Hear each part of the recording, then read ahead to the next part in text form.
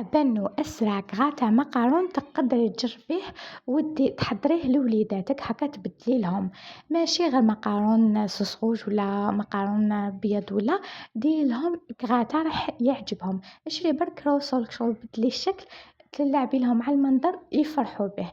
أنا استخدمت هنا مقارون سيم بزاف مليح البنات، شرو هاد لا مارك وجربوه ما يتعجلكم ما والو. وشنو هاد الوصفة كترولها لي فخوماج راكو عارفين كغاتا بلي فخوماج.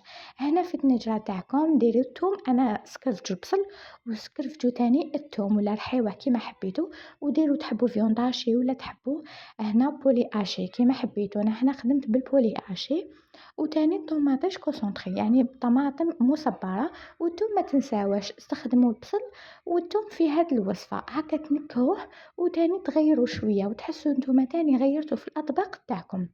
ومن بعد البنات ديروا البيشاميل تاعكم بيان سور مغ زبدة، زوج فرينة، وتاني نص ريتلة تاع الحليب.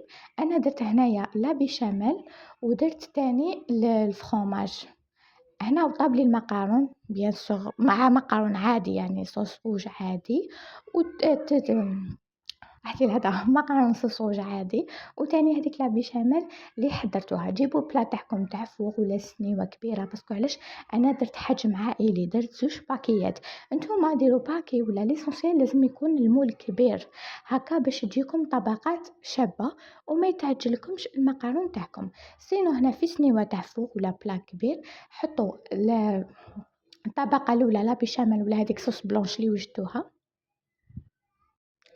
ومن بعد ديروا طبقة تاع المقارون، زيدوا ديروا طبقة من هذيك الصوص بلونش اللي درتوها.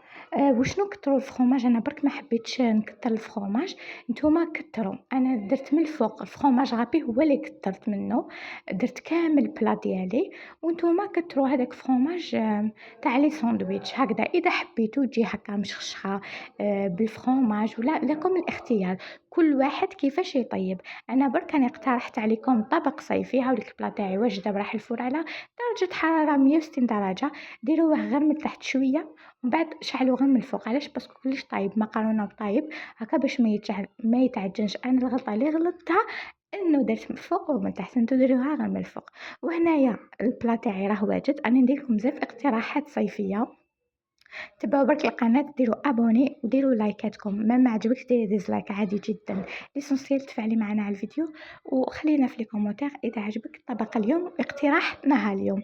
واش نقول لكم؟ نبقى لي نقول لكم تهلاو في وحدكم، تلاقاو وين وقتاش في فيديو جديد ان شاء الله. هنا راني نوريكم بلي جات طبقه طبقه، تجي طبقه متماسكه هكذا. الكغاتا تاعكم راهي واجده، حاجه جديده لوليداتكم، حاجه صيفيه، وتاني تنقص عليك هذيك السخانه تاع الفرن. هذه هي الأحباب، ولاكو حابين نقترح معكم فيديوهات وصفات جديدة جزائرية تقليدية وعصرية، عليكم غير على الاشتراك وتفعيل الجرس هكا باش يلحقكم كامل جديد تاعي ان شاء الله يا ربي. ولحقنا نهاية هذا الفيديو، سلام الله عليكم، سلام، لايك وابوني.